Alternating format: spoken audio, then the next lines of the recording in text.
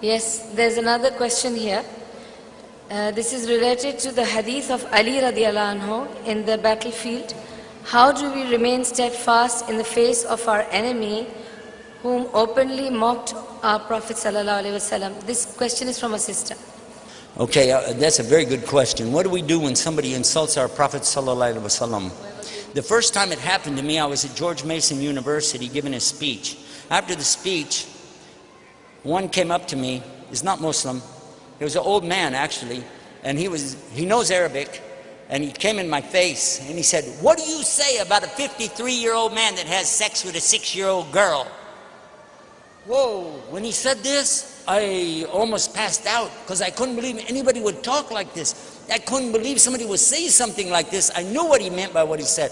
I was so upset, I started taking my coat off. And I would give it to the sheikh who was with me. I said, you know, just hold my coat. I'm going to go on this guy. And as I was taking my coat off, I looked at him, I said, this depends on your question. If it's a rhetorical question, or if you're insulting my prophet, in which case I'm going to take you out back and beat your head off your shoulders. He said, no, it's rhetorical.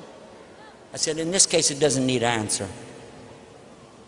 Obviously, what he said, no Muslim would support this idea. Because our Prophet ﷺ never would do something like this. Our Prophet did not do what this man said.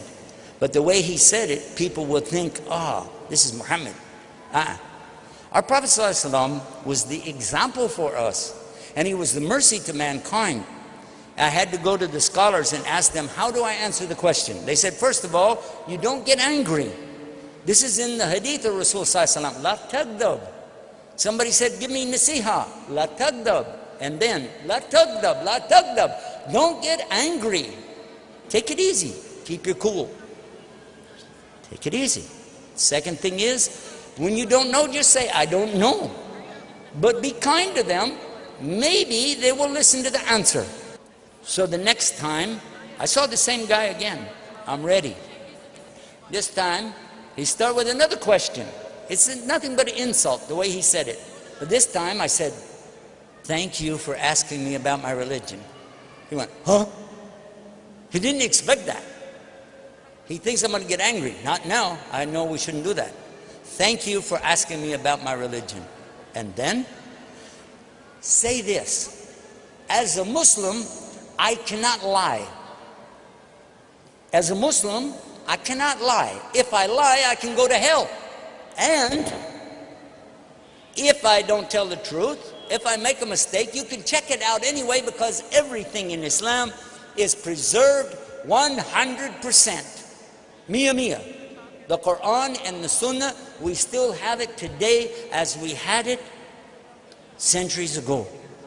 So it's there. So it's easy. We can find the answer. But by the way, and here it comes. Are you listening?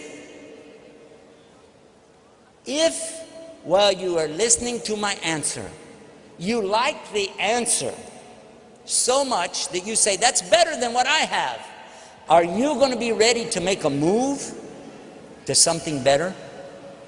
He said, yeah. And then I began to give the answer. First of all, the hadiths are in Bukhari, and it's two. One, it says Aisha's 6 years old, and her mother, listen to the hadith, her mother comes to her and takes her into the house. She's playing in the dirt. Her mother takes her into the house to her father. So far, did you hear the word sex in there? No. And her father is doing a tradition which is a part of the Arab tradition forever. He's offering his daughter in marriage to his best friend, someone who is a leader, someone who is very important to him, and he's saying, I want you to marry my daughter. But then what? She's back outside playing in the dirt. Yes or no? Yeah. Where did you hear sex in there? I think you've been standing in the checkout line of the grocery store too long looking at the tabloids with that word sex on it. Oh, that's all you're thinking about. This is not our Prophet ﷺ. The other hadith, she's older. The mother's taken to the father's offering her in marriage. And look what it said in the Quran in chapter 4, verse 19. Very clear, it tells, O you who believe, you cannot inherit women against their will. In order for a woman to get married, she has to be old enough to know what's going on and understand it, and old enough to have children. Yeah, otherwise she can't get married. It's not a legal marriage in Islam. Yes or no? So what do you think? It gives us the example that even though she was betrothed at an early age, they didn't get married until she was old enough. The man standing there going, I didn't know that. I didn't know that. I didn't know that. It happened again when I was in Chennai. The same subject come up, and I told another one the same way. He said, really? I said, yes, but I'm going to ask you a question. Everything we know about their marriage is coming to us from her. Read what she said and think. Out of 2,200 sayings or hadith from her, roughly 2,200, she is saying only what? The best things about her husband, Muhammad sallallahu alaihi wasallam. Yes or no? And all that she said again and again, she's praising him, loving him, caring about him. She talks about when she was young, she used to race with him and she used to beat him. She said, I got older, I got heavy, and then he used to beat me in the races. She used to tease him. She played tricks on him. We know from the Quran some tricks that she played. Whoa, watch out.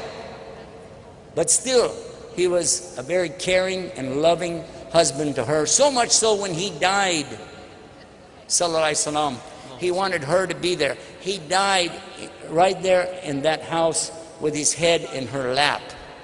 And what was the last thing she did? She used a toothstick and she cleaned it for him and opened it up and put it in his mouth because she knew how much he liked it. And in this way and in this condition, he passed away. And for the rest of her life, she narrated from him and never said a single bad word ever about her husband. Do you know any women today who could go their whole life and never say something bad about their husband? Hello? Do you know a woman who can go even 1 year or 1 month or 1 week, maybe not even 1 day, and she's saying something about her husband? Aisha radiallahu anha never said a single bad word on her husband. Yes or no? And she never even considered to look at another man for the rest of her life. In her heart and in her mind, she is still married to Muhammad sallallahu alaihi wasallam, and they will be together in Jannah, in the paradise, and live there happily ever after. I'm asking you a simple question. Is this the best love story you ever heard? Or do you like the story of Shakespeare's Romeo and Juliet on Valentine's Day, talking about, oh, what a love story, Romeo and Juliet. 2 young lovers, one a preteen, maybe 12, and one 14, something like this, very young, from 2 separate tribes that did not like each other. They hated each other, they were fighting. So the Capulets on the one side, and the other family on the other side, and they hate each other. And they don't want their children to even know each other, so they sneak behind their back. Did they get married? No. What did they do? I don't want to mention. And then what? One of them commits suicide. And then the other one commits suicide. According to the Jewish religion, Christian religion, and Islam, they go to hell. Compare that to the story of Muhammad and Aisha. And tell me what you think is really the story of romance. And he said, Ashhadu an la ilaha illallah, ashhadu Muhammad Rasulullah. MashaAllah. Just remember this. No matter how harsh the questions come, you have a responsibility to present Islam in the best way. Don't try to be Ahmed Deedat, or don't try to be Zakir Naik. Don't try to be Yusuf Estes. Be you. Be yourself as the best Muslim you can be. Wallahi.